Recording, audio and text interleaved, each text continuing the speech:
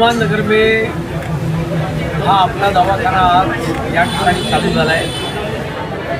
सर्व वॉर्डांमध्ये अशा पद्धतीने आपला दवाखाना चालू करण्याची कल्पना माननीय एकनाथ शिंदेजी जेव्हा राज्याचे मुख्यमंत्री होते तेव्हा त्यांनी अशा प्रकारचे आदेश मुंबई महानगरपालिकेला दिले होते।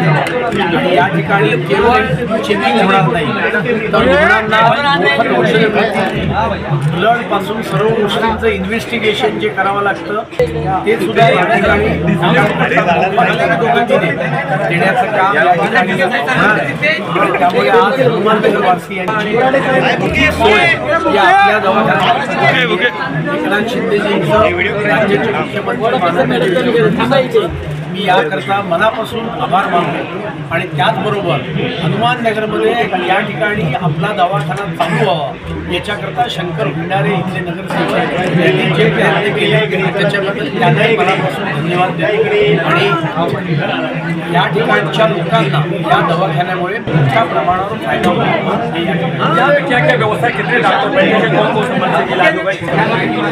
सुरुवातीला डॉक्टर असतील 3 ते रात्री 10 पर्यंत हा दवाखाना चालू असेल। या ठिकाणी ब्लडचं चेकिंग होईल, इन्व्हेस्टिगेशन होतील, पिढी चालेल, औषधं सुद्धा रुग्णांना मोफत देण्याचं काम या दवाखान्याच्या माध्यमातून त्यामुळे सर्व दृष्टीने एक चांगल्या पद्धतीची आरोग्य सेवा आज हनुमाननगरवासियांना मुंबई महानगरपालिकेच्या माध्यमातून या ठिकाणी पूरी मीडिया की तरफ से मतलब पूरी यहाँ जनता की तरफ से पूरा मैसेज क्या देना चाहते हैं का चुनाव है इस तरह से आप देखो मैसेज तो यही है कि मुंबई शहर के आम व्यक्ति के लिए काम करने वाला कोई सरकार होगा तो भारतीय जनता पार्टी शिवसेना राष्ट्रवादी महायुति का सरकार माननीय देवेंद्र जी, माननीय एकनाथ शिंदे जी, माननीय अजित पवार जी इन्होंने पूरे मुंबई शहर के रोड सीसी करने का काम हाथ में लिया, ऑप्शन रोड बनाया, अटल सेतु बनाया, अभी मेट्रो की शुरुआत की, अंधेरी दहिसर मेट्रो चालू हो गई और इसके लिए आम मुंबई वासियों की जिंदगी ये आसान हो इसके लिए ये महायुति का सरकार काम कर रहा है। यही बात आज का दवाखाना महापौर किसका होगा ये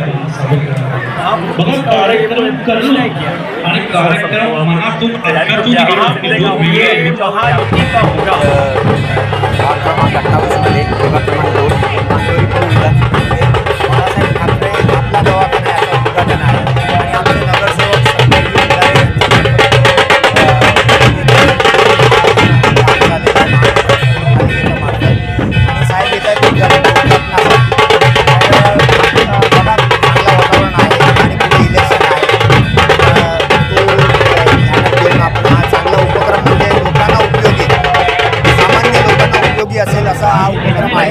बाळासाहेबांनी आम्हाला जी शिकवण दिली आहे 80% समाजकारण आणि 20% राजकारण घेऊन जाण्याचं काम शिवसैनिकांच्या मार्फत चालू आहे। आणि आपल्याला माहिती आहे की आमचे माननीय मुख्यमंत्री एकनाथ शिंदे साहेबांची कामाची पद्धत जी आहे म्हणजे लोकाभिमुख काम करण्याचा जो त्यांचा जो हेतू आहे तो सिद्ध करण्याचं काम आज ते चालू आहे आणि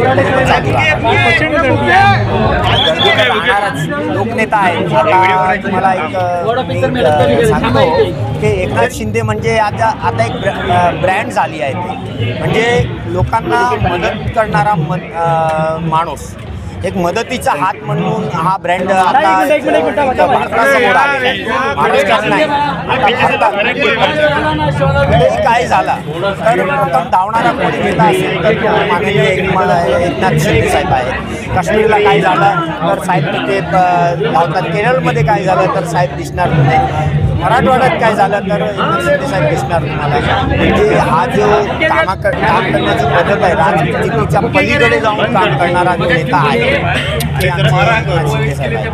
तर आम्हाला पण अभिमान आहे त्याचा की आमचा नेता कसा असावा तर एकनाथ शिंदे साहेबांसारखा असावा। मुंबई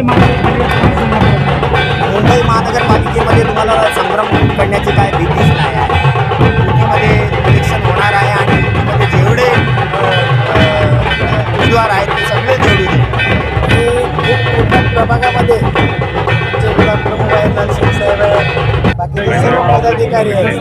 एवढं आनंदाचं वातावरण आहे. स्वच्छता अभियान घेतलं तर तेव्हा आले बाळासाहेब आपला दवाखाना करण्यासाठी येत आहे.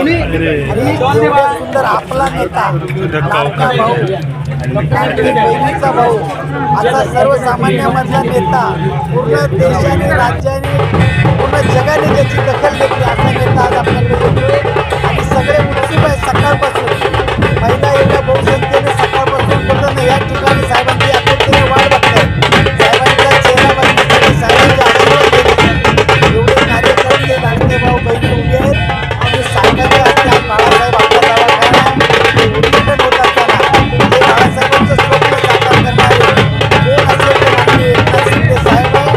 आणि इलेक्शन कुठलंही असू दे, साहेबांनी आज होताना 60 आमदार, खासदार, एवढे नगरसेवक, जिल्हा पंचायत, पंचायत समिती सगळ्यासाठी साहेब भक्कम आहे.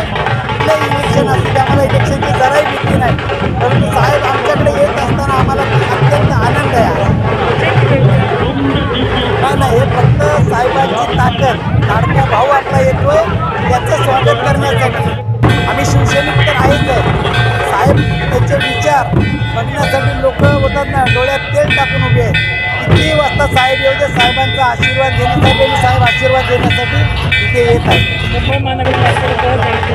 मुंबई महानगरपालिकेमध्ये महायुतीचा विजय होणार आहे. महायुतीचाच उमेदवार असणार आहे आणि महायुतीचाच महापौर होणार आहे. त्यामुळे कुठलाही नाही, साहेब आमचे निर्णय घ्यायला सक्षम आहे. कुठलंही इलेक्शन असू दे, साहेबांना बोलतो ना खडा माहीत आहे. छोट्याशा कार्यकर्त्याची दखल घेणारा आमचा नेता आहे आणि त्याचं आम्ही आता स्वागत करण्यासाठी इथे उपस्थित आहे.